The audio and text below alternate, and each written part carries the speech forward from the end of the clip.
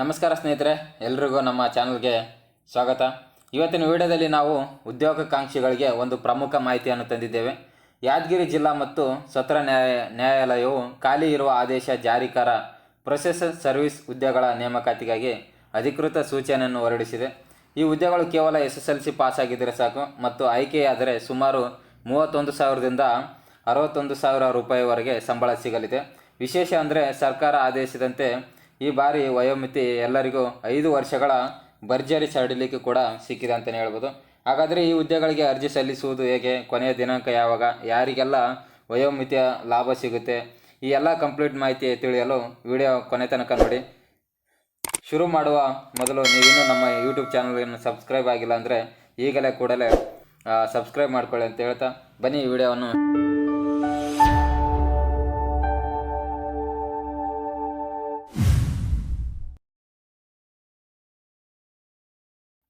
ಮೊದಲನೇದಾಗಿ ನೋಡೋದಾದರೆ ನೋಡಿ, ಆನ್ಲೈನ್ ಮುಖಾಂತರ ಅರ್ಜಿ ಸಲ್ಲಿಸಲು ಆರಂಭ ದಿನಾಂಕ ಯಾವಾಗಪ್ಪ ಅಂತಂದರೆ 13/3/2026.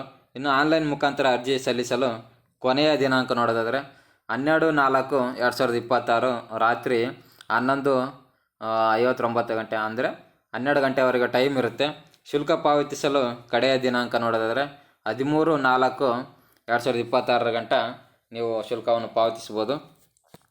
ನೋಡಿ, ಇಲ್ಲಿ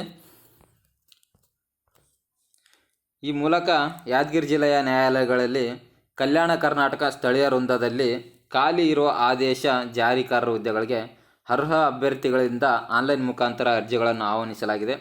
ಅಭ್ಯರ್ಥಿಗಳು ಅರ್ಜಿಯನ್ನು ಯಾದಗಿರಿ ಜಿಲ್ಲಾ ನ್ಯಾಯಾಲಯದ ಅಧಿಕೃತ ಜಾಲತಾಣವಾದ yadgiri.dc court government in notice category ರಿಕ್ರೂಟ್ಮೆಂಟ್ನಲ್ಲಿ ನೀಡಲಾದ ಲಿಂಕ್ ಮೂಲಕ ಹೇಳಿದ ದಿನಾಂಕದ ಒಳಗಾಗಿ ಆನ್ಲೈನ್ ಮುಖಾಂತರ ಅರ್ಜಿ ಸಲ್ಲಿಸತಕ್ಕಂಥದ್ದು ಹೇಳಿದ್ದಾರೆ. ಇನ್ನು ಆದೇಶಗಳನ್ನು, ಇದು ಹುದ್ದೆಗಳನ್ನು ನೋಡೋದಾದರೆ ಎಷ್ಟು ಹುದ್ದೆಗಳಿದಾವೆ ನೋಡೋದಾದರೆ, ಇದು ಆದೇಶ ಜಾರಿಕಾರ, ಇದು ಪ್ರೊಸೆಸ್ ಸರ್ವಿಸರ್. ಒಟ್ಟು ಹುದ್ದೆಗಳು ನೋಡೋದಾದರೆ 9 ಹುದ್ದೆಗಳಿದೆ. ಒಟ್ಟು ಹುದ್ದೆಗಳು 9 ಹುದ್ದೆಗಳು. ಇನ್ನು ವೇತನ ಶ್ರೇಣಿ ನೋಡೋಣ. ಇಲ್ಲಿ ವೇತನ ಶ್ರೇಣಿ 31,775ರಿಂದ ಸ್ಟಾರ್ಟ್ ಆಗಿ ಇದು 61,300 ಗಂಟ ಇದು ನಮಗೆ ವೇತನ ಸಿಗುತ್ತದೆ ಅಂತಲೇ ಹೇಳ್ಬೋದು.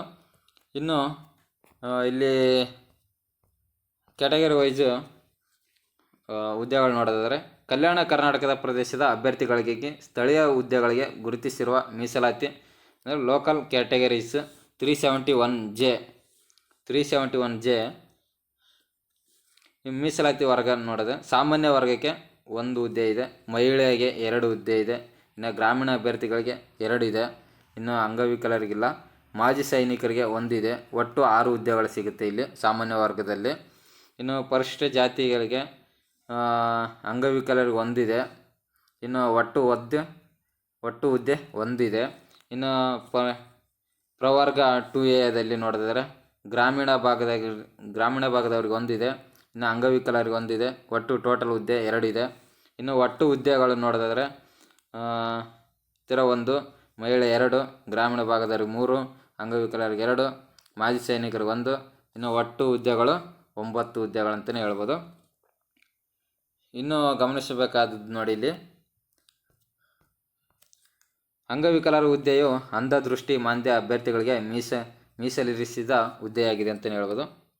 ಇನ್ನು ವಿದ್ಯಾರ್ಥಿ ನೋಡಿ ಏನೇನಿದೆ ಅಂತಂದರೆ, ವಿದ್ಯಾರ್ಥಿ ಅರ್ಜಿಗಳನ್ನು ಭರ್ತಿ ಮಾಡಲು ನಿಗದಿಪಡಿಸಿದ ಕೊನೆಯ ದಿನಾಂಕದಂದು ಕರ್ನಾಟಕ ಸರ್ಕಾರ ಕರ್ನಾಟಕ ಪ್ರೌಢಶಿಕ್ಷಣ ಪರೀಕ್ಷಾ ಮಂಡಳಿಯಿಂದ ನಡೆಸುವ SSLC ಪರೀಕ್ಷೆಯಲ್ಲಿ ಉತ್ತೀರ್ಣರಾಗಿರಬೇಕು ಅಥವಾ ತಸ್ತಮಾನ ವಿದ್ಯಾರ್ಥಿಯನ್ನು ಹೊಂದಿರಬೇಕಂತಲೇ ಹೇಳಿದ್ದಾರೆ. ಹಾಗೆ ಲಘು ವಾಹನ ಚಾಲನಾ ಪರವಾನಗಿ ಪತ್ರ ಅಂದರೆ ಡ್ರೈವಿಂಗ್ ಲೈಸೆನ್ಸ್ ಹೊಂದಿರುವ ಅಭ್ಯರ್ಥಿಗಳಿಗೆ ಆದ್ಯತೆ ನೀಡಲಾಗುವುದು ಅಂತ ಹೇಳಿದ್ದಾರೆ. ಯಾರ್ಯಾರ ಹತ್ರ ಡ್ರೈವಿಂಗ್ ಲೈಸೆನ್ಸ್ ಇದೆ ಅವರು ಕೂಡ ಅಪ್ಲೈ ಮಾಡಿ, ಅವರಿಗೆ ಮೊದಲ ಆದ್ಯತೆ ಅಂತ ಹೇಳಿದ್ದಾರೆ ಇವರು. ಇನ್ನು ಆಯ್ಕೆ ಹುದ್ದೆಗಳು ನೋಡೋಣ. ಆಯ್ಕೆ ವಿಧಾನ ನೋಡಿ, ಇಲ್ಲಿ ಕರ್ನಾಟಕ ಅಧೀನ ನ್ಯಾಯಾಲಯಗಳ ಮಿನಿಸ್ಟೇರಿಯಲ್ ಮತ್ತು ಇತರೆ ಹುದ್ದೆಗಳ ನೇಮಕಾತಿ ನಿಯಮಗಳ 1982 ಮತ್ತು ತಿದ್ದುಪಡಿ ನಿಯಮಗಳ 2007 ಮತ್ತು 21 ಅನ್ವಯ ನೇಮಕಾತಿ ಮೂಲಕ ಆಯ್ಕೆ ಮಾಡಲಾಗುವುದು ಅಂತ ಹೇಳ್ತಾರೆ ಇವರು.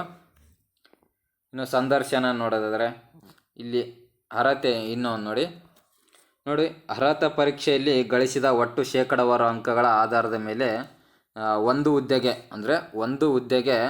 25 ಅಭ್ಯರ್ಥಿಗಳಂತೆ 25 ಅಭ್ಯರ್ಥಿಗಳಂತೆ 1:25 ಅನುಪಾತದಲ್ಲಿ 1:25 ಅನುಪಾತದಲ್ಲಿ ಹೆಚ್ಚು ಅಂಕ ಪಡೆದ ಅಭ್ಯರ್ಥಿಗಳನ್ನು ಪ್ರಕಟಿಸಿರುವ ಹುದ್ದೆಗಳಿಗೆ ಅನುಗುಣವಾಗಿ ಸಂದರ್ಶನಕ್ಕೆ ಕರೆಯಲಾಗುವುದಂತೆ.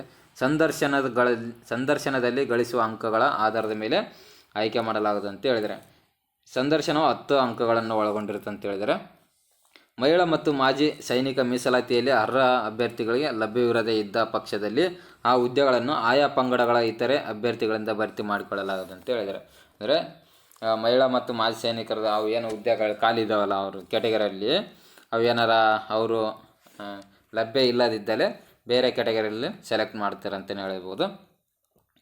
ಇನ್ನು ನೋಡಿ ವಯೋಮಿತಿ ನೋಡೋದಾದರೆ ನೋಡಿ, ಇಲ್ಲಿ ವಯೋಮಿತಿ ಸಾಮಾನ್ಯ ಕನಿಷ್ಠ 18 ವರ್ಷವನ್ನು ಪೂರೈಸತಕ್ಕದ್ದು, ಗರಿಷ್ಠ ವಯಸ್ಸನ್ನು ಮೀರಿರಕೂಡದು ಗರಿಷ್ಠ. ಇನ್ನು ಸಾಮಾನ್ಯ ವರ್ಗದವರಿಗೆ ನೋಡಿ 35 ಪ್ಲಸ್ 5 ವರ್ಷ ಸಡಿಲಿಕೆ ಇರುತ್ತದೆ ಮತ್ತು ಇದು 5 ವರ್ಷ ಕೂಡ ಮೀರಿರಬಾರ್ದು.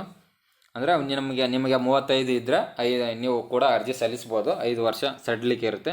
ಇನ್ನು ಪ್ರವರ್ಗ 2A 2B 3AB ಮತ್ತು 3B ಇವರಿಗೆ 38 ವರ್ಷ ಪ್ಲಸ್ 5, 38 ವರ್ಷ ಇದ್ದವರು ಕೂಡ 37 39 ಇದ್ದವರು ಕೂಡ ಅರ್ಜಿಯನ್ನು ಸಲ್ಲಿಸ್ಬೋದು.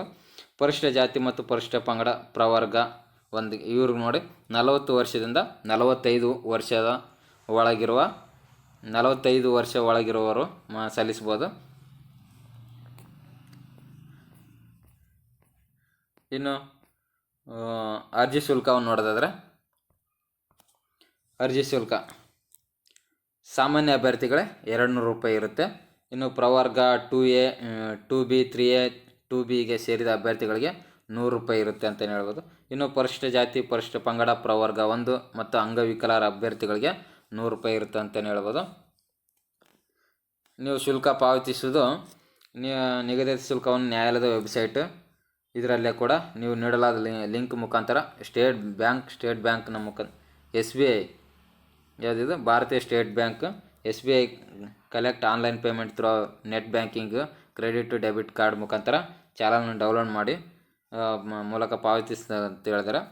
ಇನ್ನು ಶುಲ್ಕವನ್ನು ಆನ್ಲೈನ್ ಮೂಲಕ ಪಾವತಿಸಿ ಮಾಡಲು ಇಚ್ಛಿಸಿದ ಅಭ್ಯರ್ಥಿಗಳು ಚಲನ್ ಪ್ರತಿಯನ್ನು ಅಧಿಕೃತ ವೆಬ್ಸೈಟ್ ಮೂಲಕ ಡೌನ್ಲೋಡ್ ಮಾಡಿಕೊಂಡು ಅದರ ಪ್ರಿಂಟ್ಔಟನ್ನು ತೆಗೆದುಕೊಂಡು ಸ್ಟೇಟ್ ಬ್ಯಾಂಕ್ ಆಫ್ ಇಂಡಿಯಾ ಯಾವುದೇ ಶಾಖೆಗೆ ಹಾಜರುಪಡಿಸಿ ಶುಲ್ಕವನ್ನು ಪಾವತಿಸತಕ್ಕದಂತೆ. ಇದನ್ನು ಹೊರತುಪಡಿಸಿ ಯಾವುದೇ ಡಿಮ್ಯಾಂಡ್ ಡ್ರಾಫ್ಟ್ ಮತ್ತು ಪೋಸ್ಟಲ್ ಆರ್ಡ್ರ್ ಮನಿ ಆರ್ಡ್ರ್ ಇವುಗಳನ್ನು ಸ್ವೀಕರಿಸಿದಿಲ್ಲ ಅಂತ ಹೇಳಿದ್ದಾರೆ ಅವರು.